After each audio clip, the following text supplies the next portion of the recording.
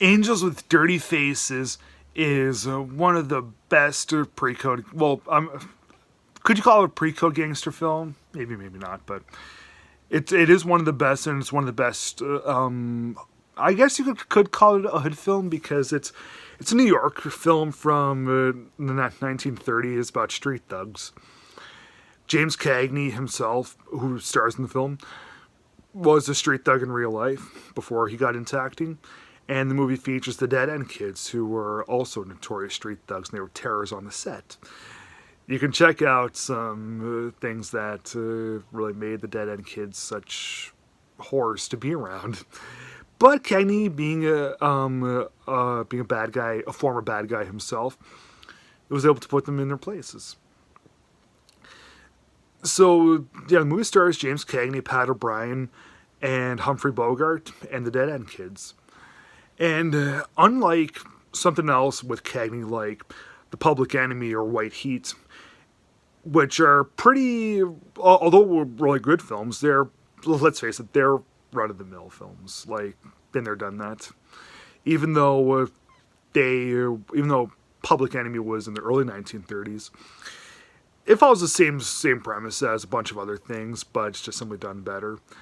Whereas Angels with Dirty Faces, on the other hand, very original, and that's one thing that moviegoers want. It's originality, especially for someone like myself who just is going so sick and tired of the same old multi-zillion-dollar superhero things, and a remake and a reboot and a revamp and a sequel to things. Like, come on, I just want something original for once. And Angels with Dirty Faces is one of those films that really resonates deeply. It's energetic, very well acted, it's deep, and above all, it's original. It deals with these two New York street thugs named Rocky Sullivan and Jerry Connolly.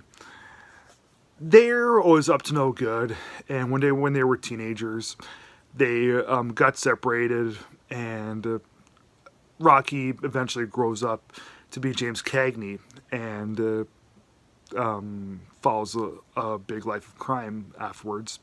Still up to no good, while Jerry eventually gets reformed and grows up to be a priest. They eventually reunite just by chance, and they pal around a little bit. But even though they're both very far apart from each other in terms of like scale of good, as one might think, and eventually they meet up with a group of these thug kids who are the Dead End Kids. And they love being told wise asses and just bad kids and whatever. But they totally idolize Rocky because Rocky is like the alpha male. He's the alpha tough guy.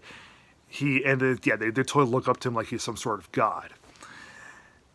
While Jerry really wants to keep Rocky's influence away from them, not to corrupt them even more. So Rocky doesn't really have. He says he doesn't really have much of a conscience. So he doesn't care about if he corrupts the kids even more.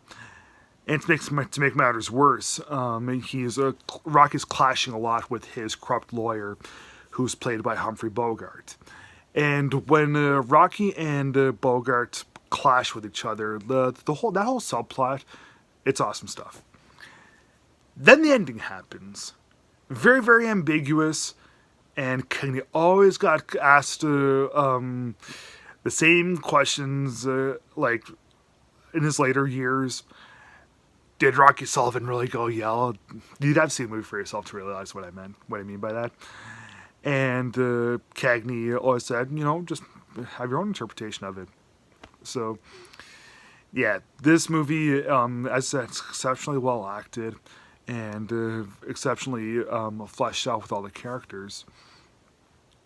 Very energetic too, and Cagney really, like both Cagney and Pat O'Brien and Bogart, they really set the screen ablaze. And is this as good as something like Yankee Doodle Dandy or White Heat? Maybe, maybe not, but it still is. It still is right up there. I'm gonna have to give Angels with Dirty Faces 4 stars out of 4.